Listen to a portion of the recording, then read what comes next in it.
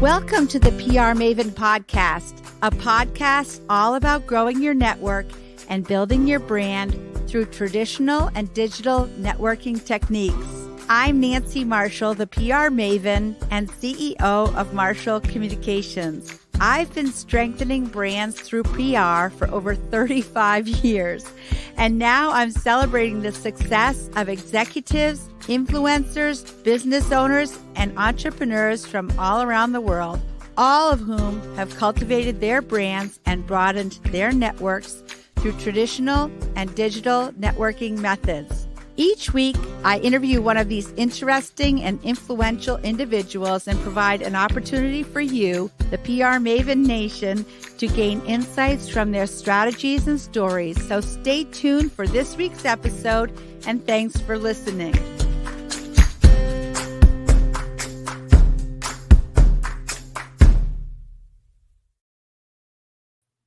Welcome to the PR Maven Podcast, episode number 174, presented by Marshall Communications, creator of the 65-step Marshall Plan strategic process.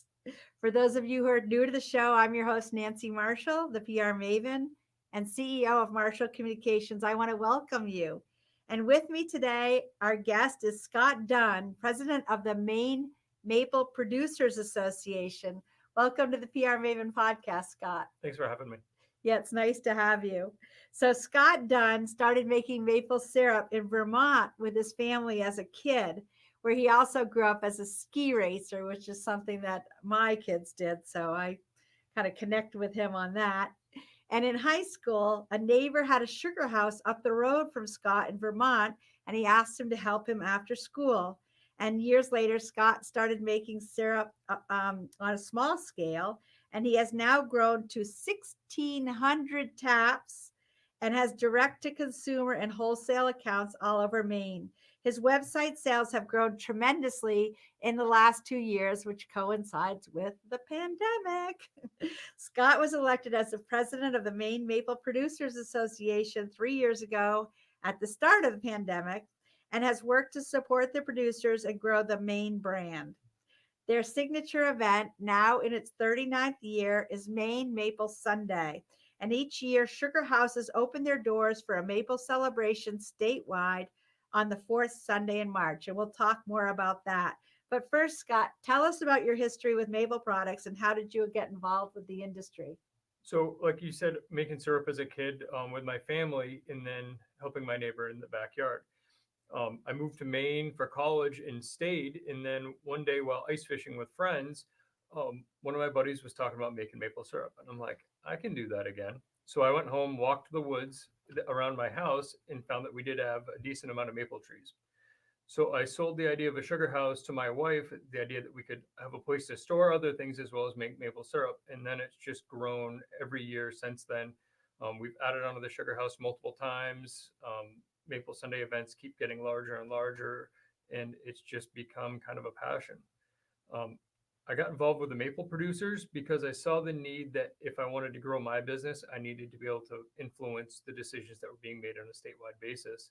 And then I guess when you work hard, people follow you and you end up getting elected to be officials. Yeah, they always say if you want to get stuff done, you should ask a busy person. Yeah. Well, I think that's great that you were out ice fishing. And where were you, or is that a secret spot where you go ice fishing? Lake Arrowhead. It's a big lake. Nice. Yeah. I thought you were going to say we were out ice fishing and we made some like pancakes and had maple syrup on them. But so the Maine Maple Products Association, you're the president of that. And basically that's a marketing organization, right? So I represent a little over 200 producers, both American and Canadian producers, hobby-sized producers in the backyard making a few gallons a year, all the way up to hundreds of thousands of taps in the North Maine woods in the Jackman area. So we represent a broad spectrum of producer. We promote the Maine brand of maple syrup as well as support the producers. That became more interesting with the COVID pandemic, trying to get out safe operating guidelines, that type of thing. But we've also been able to really grow the brand as people were home cooking more, using syrup, and we were able to connect with them, as it really is the healthier alternative for sweeteners. Yeah, and you were mentioning how you're working with some of the breweries to make maple flavored beer. Yep, several of our producers are working with Maine's tremendous growth in the micro beer market, whether it be maple flavored beers, barrel aged maple beers, that type of thing. And that's really a market that they go together very well. You're bringing outside people in that have never had maple, and then they're trying it in beer, and then they're bringing it back to different parts of the country. Yeah, I would like to try some of that. Next time we get together, we'll have to have some. So, Scott, what is your favorite way to cook with maple syrup? And do you like to cook with your family and friends? I do. My favorite is a maple chocolate chip cookie. Just using maple sugar in it. I mean, you really can't go wrong with a chocolate chip cookie. But if you want to win a contest, you use maple sugar because it just enhances the flavor that much of that cookie. And there's always cookies on my counter, and I eat them by the handful. That's funny. Oh, so you're saying maple sugar as Yep. opposed to maple syrup? So you can use both, but you can use maple sugar as a replacement. The simple way to make maple sugar is you just remove more of the water out of the syrup, bringing up the sugar content, and it dries out and makes a sugar. Similar to a brown sugar consistency, that you have to reduce the amount of sugar because of you'll take more liquid to do it because it's a drier sugar than regular white sugar. So you guys sell that as well? Yep. Yeah, maple sugar. So the interesting thing about maple sugar is really that's how maple syrup first started to be made in the United States. The Indians made maple sugar because that was the way that they could store it to be shelf stable. Whereas if it was still in a liquid form, it would have molded through the summer. So they would make maple sugar, add a little bit of water, and then they'd have maple syrup again later in the year. Ah, it's fascinating. I never knew that. So yeah, and there's a website. We should talk about the website for the Maine maple producers. MaineMapleProducers.com. It has everything, the health benefits, producer listings. So if you have a producer in your area, or if you don't know if there's some that's there, as well as the Maine Maple Sunday map. There's generally right around 100 producers. Some of them are still signing up right now for a Maine Maple Sunday. So MaineMapleProducers.com/Maple Sunday brings you to a map of all the producers. Now, each producer does have a different offering as well as ours. So if you're going to go out on Maple Sunday, make sure to check the map, look up your favorite producer or a new one to go and look at and see what they have to offer.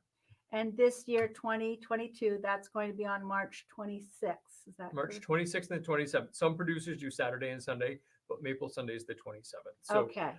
It's always the fourth Sunday of March. always the fourth Sunday in March. Yep. Right. And this is the 39th year.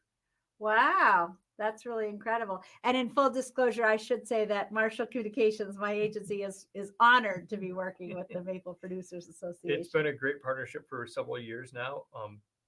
Working with people that are from the state makes it easy because they understand what we're trying to market as well. Yeah. Well, we do understand that Maine brand. So we're going to continue in a moment with more from Scott Dunn. But first, I want to remind you about how to get access to my latest book, Grow Your Audience, Grow Your Brand. If you go to prmaven.com/giveaway, you can download a free copy. And now we're going to hear from my friend, Mike Duguay. After reading PR Works, I really started to think about how marketing actually works. And I know that sounds a little bit ridiculous, but what I realized is that each platform nowadays that we use out there in digital media and social media has its own nuance and also quirks to it. And understanding how they're used is exceedingly important. Because when you have a hammer in your hand, everything looks like a nail. And you can't approach it that way in marketing. And that's where I think Nancy's brilliance really shined in PR Works. I think Grow Your Audience, Grow Your Brand is really sort of the manifesto of understanding that there's many different levels to marketing. It's on your personal side of your brand, how actually you express yourself through business, but also what people hear you saying and what they see out there in the public eye as well.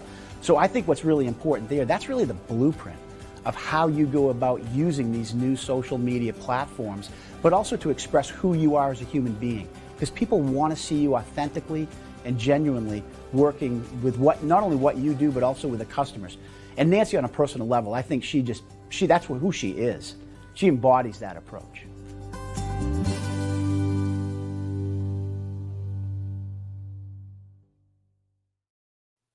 Welcome back to the PR Maven Podcast, and we're here talking with Scott Dunn. And the podcast is also available on Facebook, LinkedIn, and YouTube.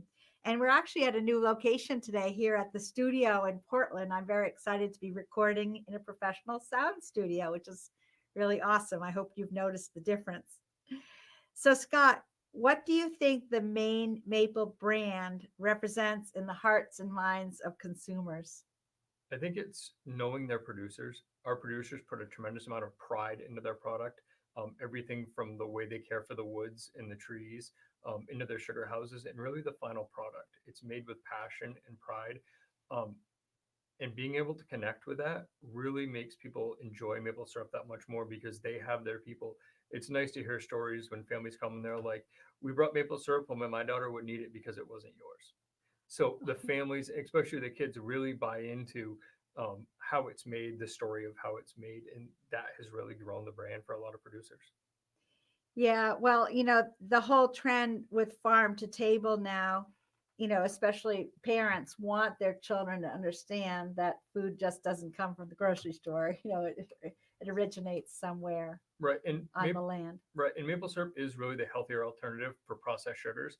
Whereas at the end of the day, all we do to make maple syrup is we remove the water and caramelize the sugars with the heat from the fire. So we don't add anything to it. We just remove water. And then you get the natural antioxidants as well as the minerals that come out of the land. So it really is a healthier sweetener for anything, whether it's including it in your coffee, baking. It's for more than just pancakes. Yeah. Well, I remember one of the contests, there was maple bacon, which Yep. was really That was a good amazing. one. I think that in a Bloody Mary, a piece of maple bacon would be about as close to heaven as anything I can imagine. So, Scott, what is your hope and vision for the future of Maine Maple? It's to make it's really to get the consumers to understand how great the product is and that Maine makes a great product. While we may be number 3 in production in the country, we really make a product that is superior because of the craftsmanship that goes into it, the pride of the producers, as well as the trees and the land. Um, Maple syrup will taste a little bit different. A lot of people can't taste it, and it depends on the land that it's made from and the minerals that come out of the soil. And Maine has a lot of that. That's interesting. I would have never thought that. And of course, there's people that are like sommeliers with wine and they can taste the difference with maple syrup, right? The same, yeah. I mean, if you just taste some, you'll be like, it all tastes good. But if you taste a lot of maple syrup, you can pick up on little subtleties, whether it's a butterier flavor or a stronger, more robust maple flavor, more than just the grade. But you can definitely taste a difference. Can you taste the difference? If I've eaten a lot in a hurry, yeah. Yeah. Yeah, that's cool. That's really interesting. So, Scott, is there a book, a website, or an app that's been helpful to you personally and professionally, and why? So I didn't really read many books on it. I more so went to classes. You can do something with maple pretty much any time of the year. There's a class or um, a different function you can go to that's maple related that different and professionals, researchers are doing, and that's how you can improve your product, whether it's going to Vermont. The University of Vermont has a maple program that puts out a lot of great information, as well as going and talking to your favorite sugar maker about how they do it and learning from them. I've been on a lot of tours of sugar houses and I take something away from every one of them and bring them back to my operation to make us better in what we do. I was even talking with a chef the other day who makes a maple pizza. And I thought, oh, I've never heard of that. But Yeah, there's maple barbecue sauces. Just you can use that, say, on like that pizza, and just the little subtleties. If you're looking to enhance a dish, maple syrup can do that to take an ordinary dish into a great dish. yeah, that's really fascinating. So, Scott, how can people get in touch with you if they want to connect with you further? So mainmapleproducers.com. You can the contact tab. My contact information is there, as well as if they need to contact me directly, dunnfamilymaple.com. And that's DUNN, familymaple.com, or dunfamilymaple@gmail.com Yep. for your email. Yeah. Well, this has been really fascinating, Scott. And I'm really excited about Maine Maple Weekend. It's coming quick. It's going to be a good year. Some producers have already made syrup. We boiled Saturday night and made some syrup already. So the season's upon us already. Yeah. So the weather does impact the timing of the season. So are we having a good winter for maple? It's about average right now for when Yeah. we start. Normally we tell producers, especially new producers that are getting into making syrup, kind of have Valentine's Day for your target of when to be ready to make syrup, and the weather patterns are there right now. It's a little bit colder early season, but then as we get into March, you can really start making a lot of syrup in a hurry. Oh, that'll be great. Well, this has been really fascinating, and I'm really glad that you joined me here at the studio in Portland. And if you have any more questions you'd like to ask me, you can email me at nancy@prmaven.com. And I hope everybody has a great day. PR Maven Nation.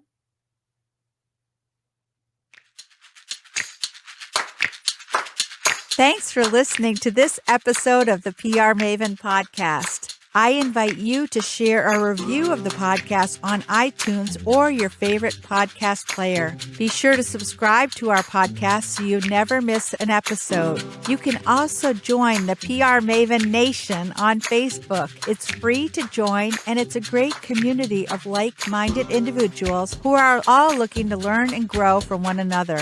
If you use an Alexa device, use your Alexa app to search the skills and games section to find and enable the PR Maven Podcast Flash Briefing. This will give you access to exclusive content and more PR and marketing advice. Thanks again for listening, and have a great rest of your week, PR Maven Nation.